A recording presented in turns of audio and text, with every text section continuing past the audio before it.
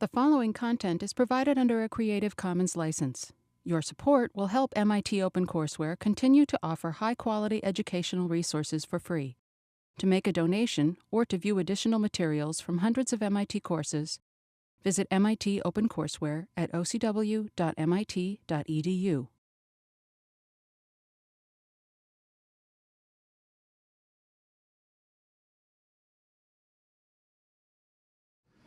First, I want, on a personal note, I went through the course this summer, and I'm really happy to see so many healthcare, or so many attending from the healthcare sector, because I think in the future, it's going to be quite impossible to function in good structures without knowing something about this process improvement, lean, and Six Sigma, because otherwise, I don't think that you're going to be able to contribute in a good and productive manner. So really important and very nice to see you all here.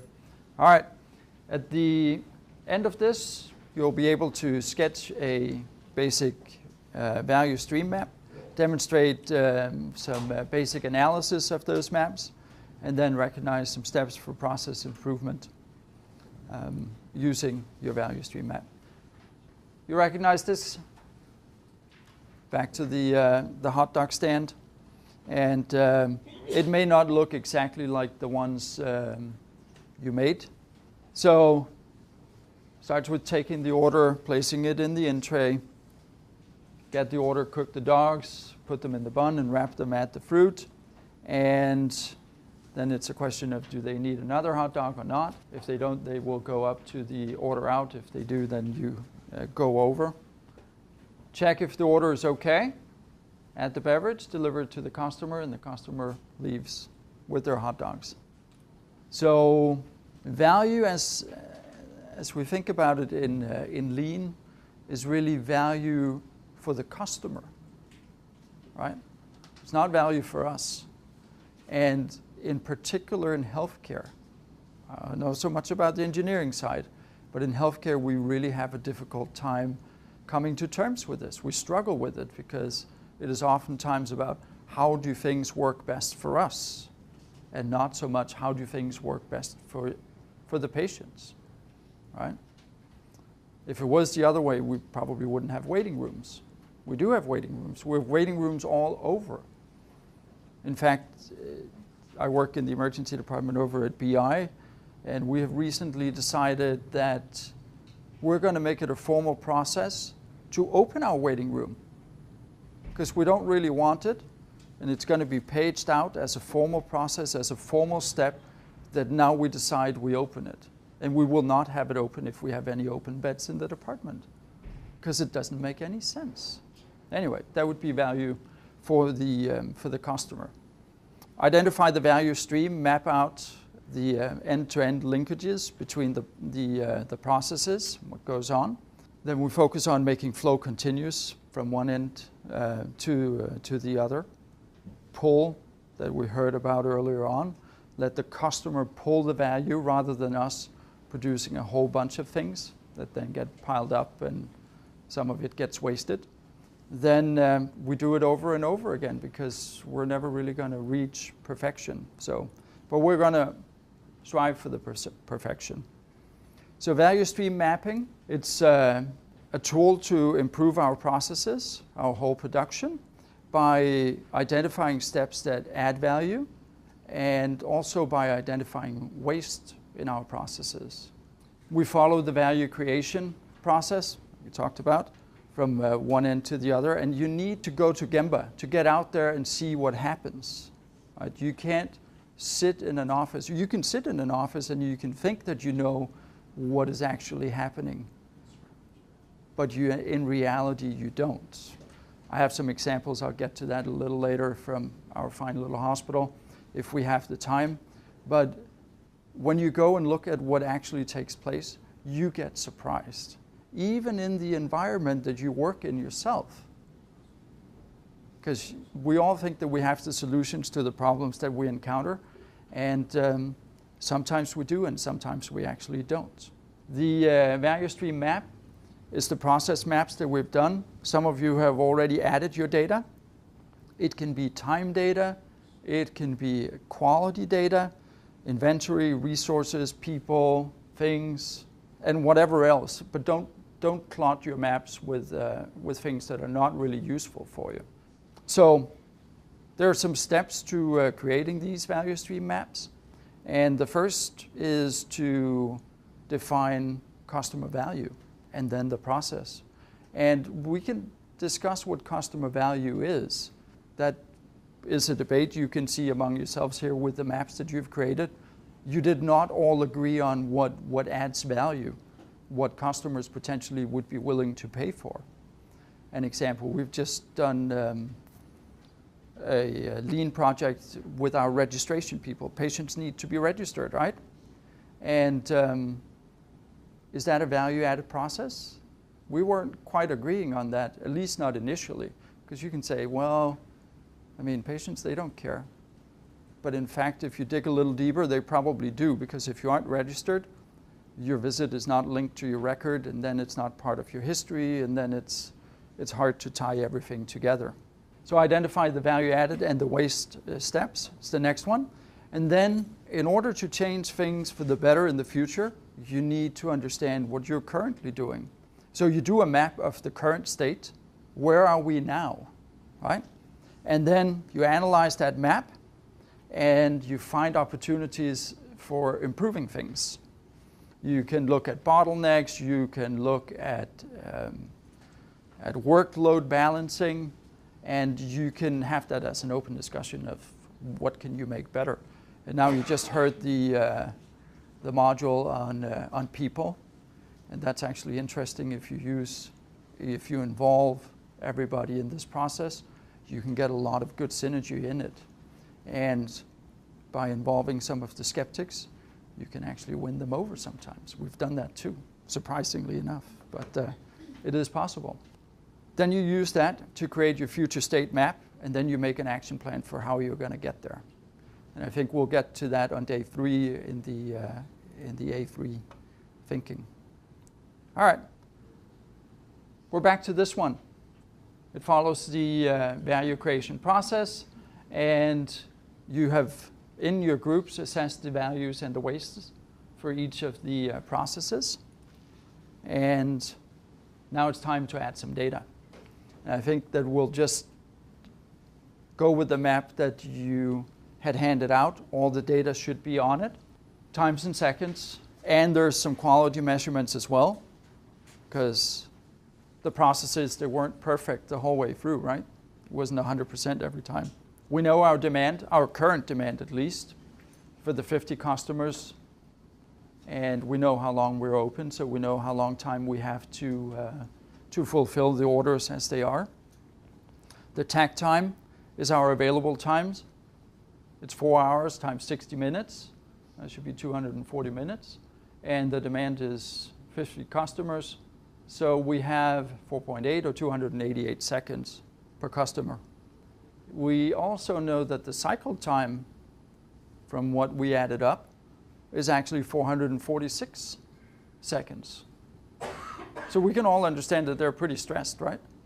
Because they're spending more time than they really have. And then there's the alternative calculation where you've taken the set out and the clean out, time out. Some of you might have been thinking about that and done that when things are slow. And that gives you a little shorter takt time, but there's still an imbalance between the takt time and the cycle time. So you're still in the negative. But you have 2 workers. So the question is, can you meet their demands? All right. If you take the second handout that you got with the different processes on, write down in your groups, you have 10 minutes, you'll get a warning after 7. Write down who is doing what, how much time they're spending, and then as well whether it's value added or non-value added. All right. You ask, I'll write. All right, we're going to start up here because you look very ready. You're starting to search for solutions here. Sasha, how much is he working? Or she? 159, okay. Andy? 224. Okay, now weight and neither should be the same. So let's look at value added, non-value added. 209, 174, 63 weight. All right, that seems reasonable. Let's see if other folks agree. And again, just like last time, these things are kind of open to interpretation. Hopefully, actually, this mix is pretty prescribed, but this is up to your judgment, right? So we're expecting some different answers here. So this time we've got, basically, because we constrained the problem down, these answers tend to agree. These are still, people have different opinions about different things. And so we have a fair range there, but it does look like, as an overall, that this isn't a bad process. There's more value add than non-value add. So that's pretty good, actually. So these people are not wasting their time. But there is a substantial fraction of non-value added and wait time in the process. And what can we say about Sasha and Andy? Balanced process? No. That may be an opportunity to do better, and gets right at this issue of, well, our cycle time, our tack time, the time that each individual person is working, don't match up right now. So back to Bo, and we'll see where we can go from here. And you could also say with the differences on the value added and the non-value added time, what would you do to understand that better? Now we're sitting and doing it on paper here, right? I can't answer that question. I have another comment. So Okay. You'd watch the process. Yeah. You could go and watch the process. Go and watch the process. And how about talking to the people there, all right, the customers? Okay, your comment. I guess that brings me to that, like in CQI, you give it, I can't actually remember now, it's been a while since I've implemented these, but you would give it a number, so that not every unit of Andy and Sasha would equal 1. And I think maybe we would value maybe some of her chit-chat as personal relations, that actually maybe people may be coming back to get the hot dogs, not because hot dogs are great to eat and they love these hot dogs, but she brings them back. So her time spent chatting, although taking up time, may be given more like 1, or his less than 1. So they may be doing balanced work if you look at it at a deeper level. At least that's an assumption until you've clarified with the customers whether this is really something that they value. The other, I mean, that's actually a comment that can be taken in a couple different directions, right? Right now, this is absolute time spent doing everything. So based on this, should Sasha chit-chat more or less? Does it do any good if she does less? No, it actually solves nothing. And makes the customers annoyed. So maybe more is the answer there. That's right. Yeah. Now this is just the time, right? You're also getting into sort of a value judgment of like who is doing more for the company, and that's dangerous. So we won't go there very far. But certainly it's not hurting anything for her to be doing that right now, because she's actually underutilized compared to Ann. Okay. So we're actually going to do some numbers on that thought. Yeah. And we are going to do, let's see here. Click, there we go. If we look, Sasha's tasks, we all got the 159, 50 orders. So she is working 133 minutes out of the 240 minutes available, right? That's at least, and Andy was 224 seconds per order. So working effectively 187 minutes out of the 240 minutes available. And so their work time, or their workload, Sasha is working 55% of the available time, and Andy is 78 of the available time. And their capacity, let me see here, the touch time per order, if you take the waiting time out, should be 224 seconds, which is defined by the one that's the slowest, which is Andy. Okay. So if you say that's 224, so they should be able to serve 64 customers. That's if Andy maxes out. Yeah, working 100% of the available time. That's not always a good idea. It's hard, at least. So we're not going to talk about the variations right now. We're going to do that later. So we got a question here? Yeah, so just looking at this data, if we were analyzing this company and saying, okay, what can we do to create a lean process, would our initial thought be, okay, what are the tasks that aren't needed and how do we remove them from the process? Or would we say, okay, what are the tasks that Andy's currently doing that we could perhaps reallocate to Sasha such that we have a more continuous flow and process? That is what you're going to be discussing in the next exercise that is coming up here in a minute or two. And then you can determine what you find more feasible. Right. Although you have a good point there, because the thing you said second is the one that's in the exercise. Yeah. The thing you said first gets at that issue of like, well, let's make Sasha more efficient, or not, because as we get a little deeper into the analysis, we find that that's not actually going to help us first order. So hold the rest of that thought. But the best first step is to do what you've done now and analyze what's actually going on. We saw that our current production, the 50 customers, is actually a little less than they can produce, the way they're doing, or the way they could be doing things if they were working 100%. So they need to improve their processes in order to meet their growing demand, their popular stand, whether it's the talking, the chit-chatting, or the quality of the hot dogs. We don't know at this point. But we can see that they're underutilized, 55 to 78%. And their work is not balanced either. And their cycle time per customer is too long, regardless of how you calculate it. So we should be able to, you should be able to shorten that by looking at it, okay? And that is your next job. Help them figure out what they can improve. How can they improve their utilization? How can they reduce their cycle times? So now you can change the order that they do things in, and find out what they need to do in order to serve 75 customers and 100 customers. So this is 10 minutes. Okay, so this is a brainstorm. That's actually sort of a technical term, right? Have people gone through brainstorming exercises before? Yeah. So it's interesting. The medical people are saying, yeah. Engineers? Yeah, okay. So you're throwing ideas out there. No idea is rejected at this point. Let's just collect thoughts.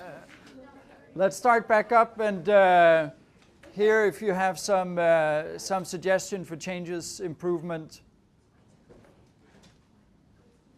Go ahead. So we started to look at the process of just taking the orders, because it seemed like that was where a lot of kind of the inefficiencies were disseminating from, or rather like a lot of the holdups from our chart were coming from. So we thought that it might actually be a better idea if there were pre-created tickets where a customer could write in their name, write in what they want, and then give it to Sasha, and then while Sasha was filling their drink order, they could pay her, and that would get rid of kind of her adding the beverage later on, for rechecking the order, and some of those inefficiencies. Okay. And so the other bird that it kills is that while wait time, actual wait time might not change initially, the perceived wait time would change for the customer, because if you hand them the drink ahead of time, then sort of, they have the perception that, hey, things are going on. Yeah, that's good. They always bring the wine first. Get your drink first. Yeah. So they can sell you an extra glass. You didn't know That's that? right. It's already gone by the time dinner comes. Any other suggestions? We're going to go with back table, yeah? So we thought for steps number 10 and 11, with some different preparation work, such as keeping double the amount of stocked items and double the amount of trash bins, etc., condiments, they could cut that time in half and only do that work every 2 hours. Right, okay. And also, Extra setup. since Sasha is not the one directly picking the orders, since the patient, the people will just fill in other tickets. She will actually help Andy out in the kitchen by being the one to do part of steps 4 and 5. Yeah. If Andy puts the dog in the bin and wraps it in foil, she can just add the fruit of choice and put in a serving container. That way she doesn't have to recheck in step 7 because she's the one actually doing it. Right. Okay. So when we recalculate the numbers for that, originally right now it's 50 of value-added time, 36 of from 4 to 8 is 36 of non-value time and 33 of wait time. When we change what they're doing in each part of that, so that he's just doing the dogs and she's doing everything else, and we take out that sitting on the counter wait time, it all becomes 80 of value-added time. So we have no non-value-added time anymore and no wait time. So we've eliminated all that, and we have 80 of value versus the 50 that's originally there. Okay. Does it change any of the times in between the two of them? Yeah. I added more time. Sasha is going to work more? A little bit more. Sasha will be working 20 more. seconds more. Right. She was originally, I think, from 4 to 7, like 21, and now she's 40. Okay. So, and those are seconds that is going from Andy? From Andy to Sasha. We kind of had a similar suggestion where Sasha would do some of the work of filling the container, but we kind of envisioned it as like a flow or a Kanban, and that she would fill the containers, and then Andy could just look down, see how many containers just waiting for him, and then he could just put the hot dogs in, wrap them up, and then give them back, where they would already have the fruit. Like she could put the bun kind of in the foil, ready to use the hot dog. Good idea. Like that. Very nice. Other suggestions? We had the customers getting their own beverage and putting their own toppings on, because that cuts down the time and it also reduces the errors. If you're only cooking a hot dog, you can't screw it up. And then like the customer knows what they want, and it would also give them more control over like particulars and ketchup versus mustard or whatever. And we also had them getting their own fruit. Yeah. If there was some sort of way to make sure they didn't. All right, very good. More suggestions? All right. So what you have done here is you have rearranged some of your processes, right? You have changed the workload in between the two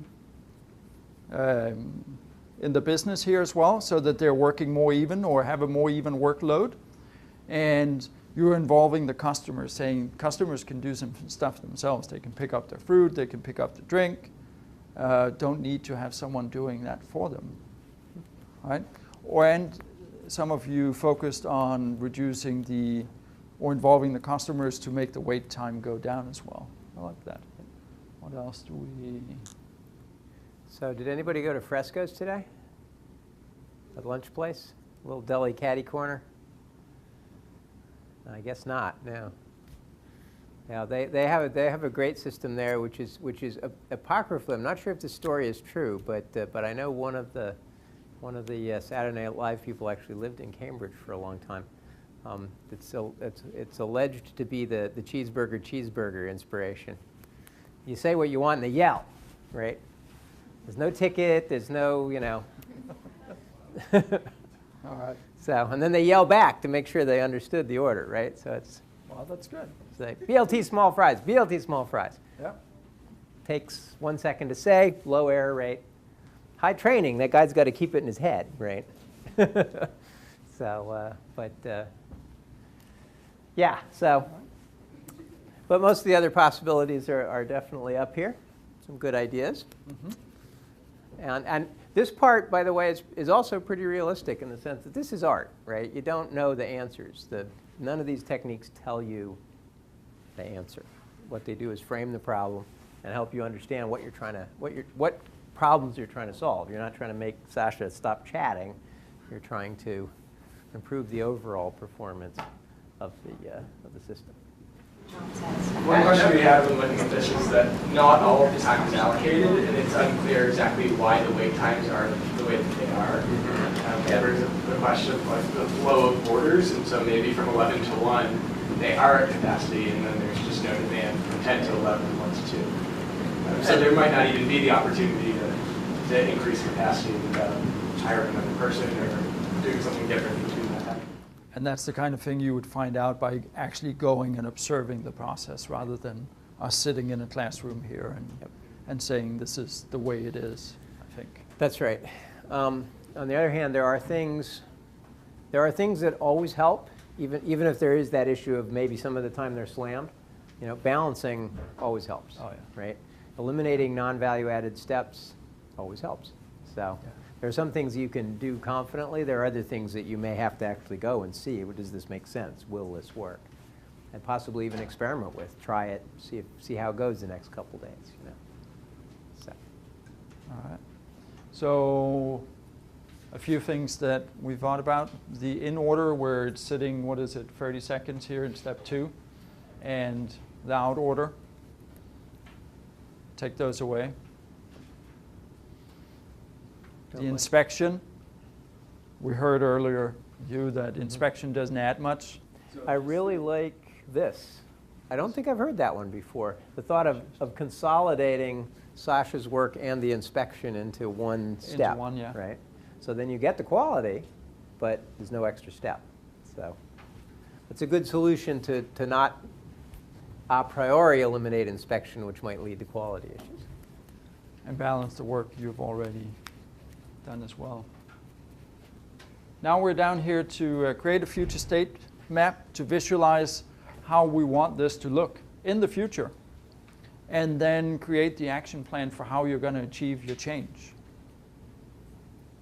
Because talk alone won't do it.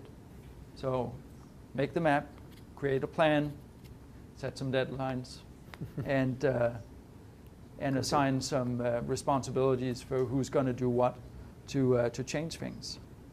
So the value stream map is useful to visualize what is going on, the interactions and the flows, and gives you the linkages between your information and your product flows. Gives you a language that you can talk about with the ones who are in the group, and you can identify your constraints and capacities and wastes. Well, you have a question?